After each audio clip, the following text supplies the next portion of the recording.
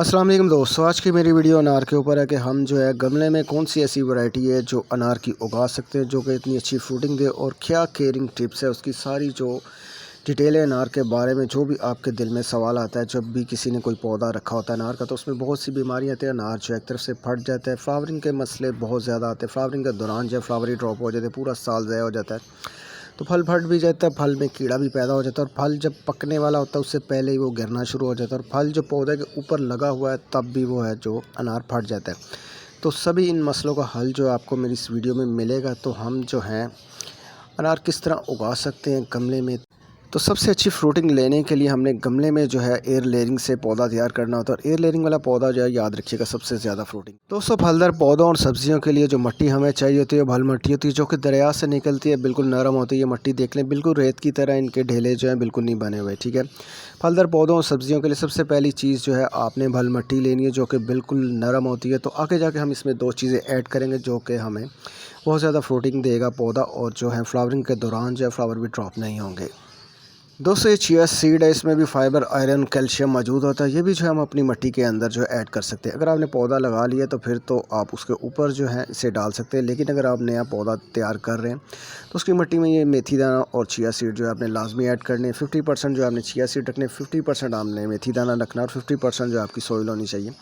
तो इन्हें जो आपने अच्छी तरह मिक्स करना और अपनी सॉइल में ऐड कर लेना है, ठीक है। इसके सीड अक्सर उगाते हैं तो वो अपने रिमूव कर देने। दोस्तों, गमलों में फल उगाने के लिए बड़ी अहमियत रखता है गमला, ठीक है। ये 14 इंच का गमला है, स्टार्ट से लेके 3 साल तक जो है पौधा इसमें ग्रोथ कर सकता है। उसके बाद जो हमें गमला चेंज करना पड़ेगा। 14 इंच के गमले में ना हम रूट्स काट सकते हैं, इतनी अच्छी फ्रूटिंग नहीं ले सकते। जितना बड़ा गमला होगा उतनी अच्छी आपको फ्रूटिंग मिलती रहेगी, उतना बड़ा आपका पौधा होता रहेगा, ठीक है। तो ये गमला हम जो है 3 साल तक ही इस्तेमाल कर सकते हैं। तो दोस्तों, जो भी आपका पौधा छोटे गमले में होगा, 12 या 14 इंच के गमले में होगा, सीधा आपने जो है उसे 24 इंच के गमले में लगा देना है, ठीक है। बार बार हमने गमला चेंज नहीं करना, उससे पौधा डाउन हो जाता है और पौधा डेड भी हो सकता है, ग्रोथ रुक जाती है बार बार गमला चेंज करने से, ठीक है। ये 24 इंच का गमला है, तो हमने जो है 12-10 इंच जो भी पौधा हमारा लगा है गमले में, सीधा जो है हमने उसे 24 इंच के गमले में लगा देना है।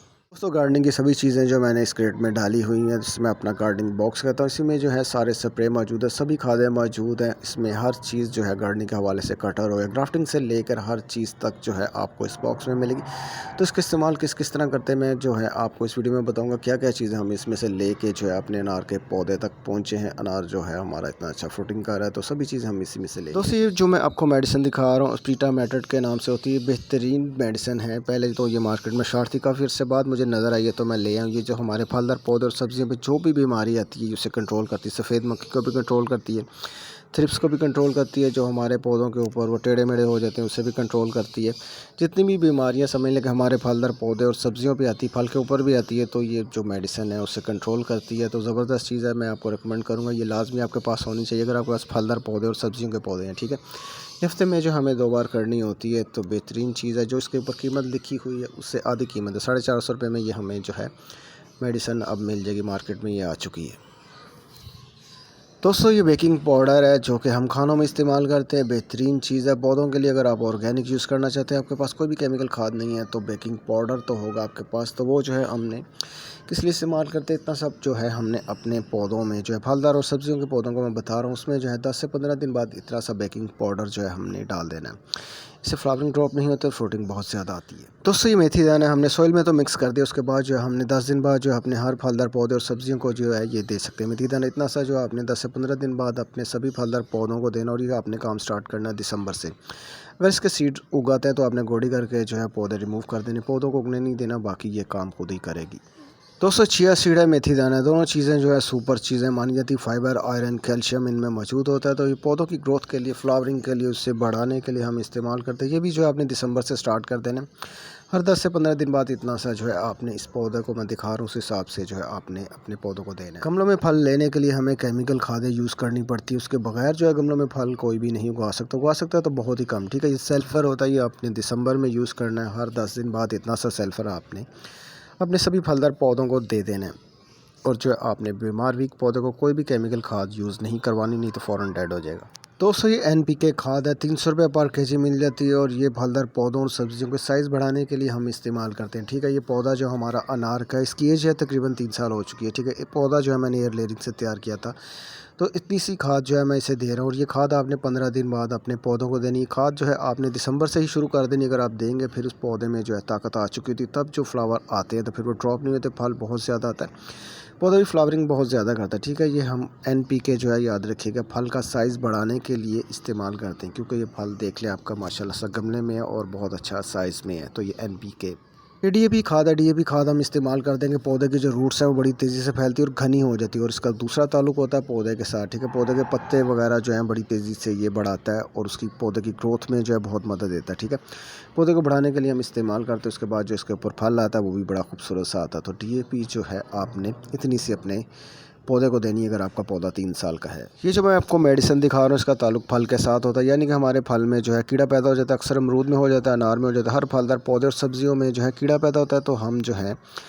ये स्प्रे इस्तेमाल करते हैं। हर 4 दिन बाद ये स्प्रे हमने करना होता है। अनार का जैसे फल लेमन जितना हो गया तभी से जो है 4 दिन बाद हमें ये स्प्रे करना पड़ता है। उसकी वजह से होता क्या है कि हमारा फल खूबसूरत होता है और उसमें किसी भी किस्म का कोई कीड़ा पैदा नहीं होता। हमारे फलदार पौधे और सब्जियों पे जो होता क्या है कि फ्लावर बड़ी जल्दी ड्रॉप हो जाते हैं। फ्लावर ड्रॉप हुए तो समझे हमारा पूरा साल जो है ज़ाया हो गया। ठीक है, ये चिया सीड है, इतने से सीड जो है हमने 1.5 लीटर बॉटल में डालनी है, जिस पर हम बनाएंगे कि फ्लावर जो है हमारे ड्रॉप ना हो। ठीक है, इतने से सीड जो है हमने 1.5 लीटर बॉटल में जो है डाल देने हैं। ये स्प्रे जो मैं ऑर्गेनिक स्प्रे आपको बता रहा हूँ। ठीक है, फ्लावर जो ड्रॉप होते हैं उसे रोकने के लिए। ठीक है, मेथी दाना जो है इतना सा मेथी दाना हमने 1.5 लीटर बॉटल में जो ये भी डाल देना। ठीक है, तो इस स्प्रे से होता क्या है कि हमारे जो फ्लावर होते हैं फलदार पौधों के 100% जो है गिरना रुक जाते हैं। ये मैंने एक्सपेरिमेंट किए होते हैं जो मैं आपको बता रहा होता हूँ।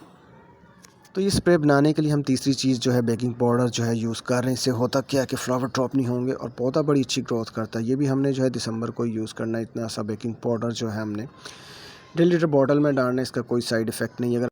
अगर आप केमिकल खादें यूज़ नहीं करने चाहते तो फिर ये आप ऑर्गेनिक स्प्रे बना सकते हैं। ज़्यादा अच्छा रिजल्ट लेने के लिए जो आप इसको उबाल लें और पानी को ठंडा करें, तो फिर जो है छान के आप इसको जो है अपनी बोतल में डाल लें। ठीक है, मैं बस आपको एक्सपेरिमेंट करके दिखा रहा हूँ, बाकी जो उबाल के ही आपने मैंने बताया उस तरह करेंगे अच्छा रिजल्ट आएगा। फ़िलहाल जो है मैं आपको बता रहा हूँ कि किस तरह बनाना, इसलिए जो है हम इसी तरह यूज़ करेंगे। इस तरह जो है इसका 50% जो है बेनिफिट होता है।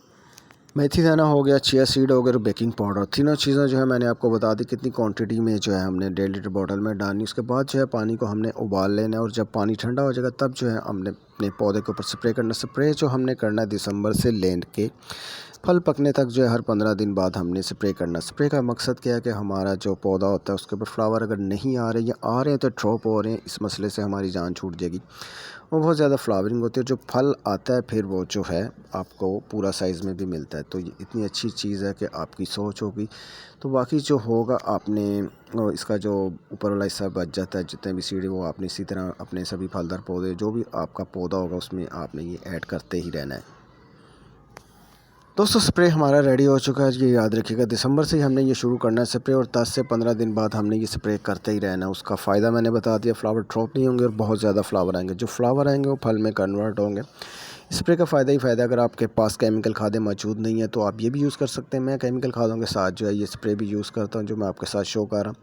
तो मैं आपको वही चीज़ बता रहा हूँ तो जिससे आपका फ़ायदा हो रहा होता है। कोई भी इस तरह की चीज़ नहीं बताता जिससे फ़ायदा ना हो। दोस्तों ये बारिश का पानी है, जब भी बारिश हो आपने उसका पानी सेव करके रख लेना है। ये स्प्रे जो मैंने आपको बताया वो आप बारिश के पानी में भी जो है बना सकते हैं। अगर बारिश के पानी में आप ये स्प्रे बनाते हैं फिर आपने उसको उबालना नहीं है। ठीक है, तो ये बारिश का पानी जो है हमारे पास सेफ मौजूद होता है। तो ये भी आप अगर अपने पौधों को देते हैं तो इसमें नाइट्रोजन, फाइबर, आयरन कुदरती तौर पे मौजूद होता है। तो उससे समझ लें कि हमारा पौधा जो है कुदरती तौर पे ये चीज़ें हासिल करता है और बहुत अच्छी ग्रोथ करता है। जैसे कि बारिशों में देखते नहीं हमारा पौधा बहुत तेज़ी से फैलना शुरू हो जाता है। तो बारिश का पानी आपको होना चाहिए, अगर हो तो ये स्प्रे आपने बारिश के पानी में ही बना के करना है। ये लोहे की तार मैं आपको दिखा रहा हूँ, ये सरिया बांधने के लिए हम इस्तेमाल करते हैं। ये तार जो है बड़ी फ़ायदेमंद होती है हमारे फलदार पौधों के लिए। अगर आपका कोई भी पौधा इस तरह का है जिसकी एज 3 से 4 साल हो चुकी है तो वो फ्लावरिंग पे नहीं आ रहा, तो फ्लावरिंग पे लाने के लिए जो हमें ये तार का इस्तेमाल करना पड़ता है। कोई भी मेन तना छोड़ के जो उसकी शाख इस तरह की मोटी होगी उसके ऊपर जो है आपने लोहे की तार जो है टाइट करके बांध देनी है। ठीक है, एक शाख के ऊपर आप 3 से 4 लोहे की तार इस तरह बांध सकते हैं। आहिस्ता आहिस्ता जो पौधा जो बड़ा होता है तो वो इस तरह जो इसकी ग्रिप होती है वो टाइट होना शुरू हो जाती है, तो उसके आगे से ही जो है पौधा फिर फ्लावरिंग करना शुरू कर देता है। ये मेरा आजमाया हुआ टोटका है जो कि शायद आपको किसी ने भी नहीं बताया होगा, तो ये लाजमी आप इस तरह। दूसरा मैं आपको स्प्रे बता रहा हूँ जो कि बड़ा ही ज़बरदस्त स्प्रे होता है, जो कि ऑर्गेनिक से तो बहुत अच्छा होता है, लेकिन जो है अगर आप लोग ऑर्गेनिक यूज़ करना चाहते हैं तो वही करें, लेकिन केमिकल भी आपको साथ जो है स्प्रे करना यूज़ पड़ेगा। तो इसमें जो है DAP मैंने डाली हुई है, NPK डाली है, पोटाश और सल्फ़र है, ठीक है। ये 4 चीज़ें मैंने ऐड की हैं 20-20 ग्राम। तो हमने जो है ये स्प्रे बनाया हुआ है, इससे पौधे की ग्रोथ बढ़ती है, फल ड्रॉप नहीं होते, तो बहुत से इसके फ़ायदे हैं। दूसरा मैं आपको स्प्रे बता रहा हूँ जो कि केमिकल खादों से बना होता है, जिसका कोई जोड़ नहीं है, ठीक है। ये हमने इतना सा जो है उस बोतल में से निकालना है और जो है बाकी उसमें 1.5 लीटर पानी डालना है। ये भी हमने दिसंबर से स्टार्ट करना है, लेकिन इसका गैप जो है 15 दिन का होगा, ठीक है। बीमार भी पौधे पे इसे नहीं आपने करना।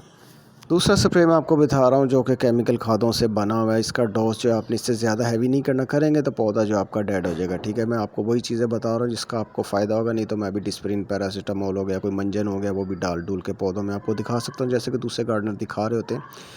तो इससे फ़ायदा होगा, बाकी आप चीज़ें ना इस्तेमाल। अनार की वैरायटी को चेक करने के लिए करना क्या होता है कि आपने जो है उसका पत्ता देखना होता है। ये मैं पत्ता आपको दिखा रहा हूँ अनार की वैरायटी का। इसका पत्ता जो है बिल्कुल ग्रीन है, ठीक है। इसमें किसी भी किस्म का रेड शेड नहीं है। जिसमें रेड शेड होगा आपने वो पौधा नहीं लेना, वो गमलों में ग्रोथ नहीं करते। जिसका पत्ता बिल्कुल ग्रीन होगा इस तरह का, आपने जो है वही पौधा लेना है। बाकी वो जो भी आपको नर्सरी वाले बता रहे हैं उसे छोड़ दें। पत्ता पूरा ग्रीन होना चाहिए, पूरा साल जो है उसे ग्रीन ही रहना चाहिए, रेड शेड में नहीं होना चाहिए। दोस्तों इस वीडियो को देख के जो आप अनार का पौधा इजीली जो है अपने घर में उगा सकते हैं। याद रखिएगा अनार का पौधा हमेशा से जो है आपने एयर लेयरिंग वाला लेना है। ग्राफ्टिंग वाला भी चल जाता है, कलम वाला भी चल जाता है, लेकिन एयर लेयरिंग वाले पौधे का जोड़ नहीं, उसका बहुत अच्छा रिजल्ट आता है। तब जब भी लें एयर लेयरिंग वाला पौधा लें, इस तरह का पौधा लें जिसके ऊपर अनार लगे हों। तो उस तरह का पौधा अगर आप लेते हैं तो आपको पता चल जाता है ये कौन सी वैरायटी है और ये फल उठा रहा है पौधा।